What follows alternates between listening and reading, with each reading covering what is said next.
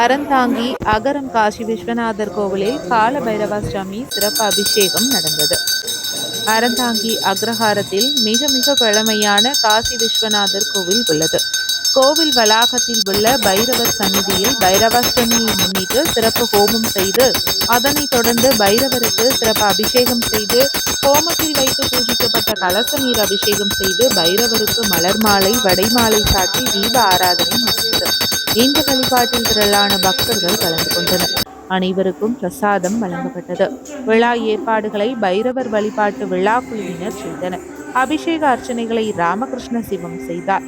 முன்னதாக கோவிலில் உள்ள காசி விஸ்வநாதர், விசாலாட்சி, வராகி அம்மன், விநாயகர், வள்ளி தேவசேனா, சுப்பிரமணியர், துர்க்கை, சனீஸ்வரன், சூரியன், நவக்கிரகங்கள் உள்ளிட்ட தெய்வங்களுக்கு தீப ஆராதனை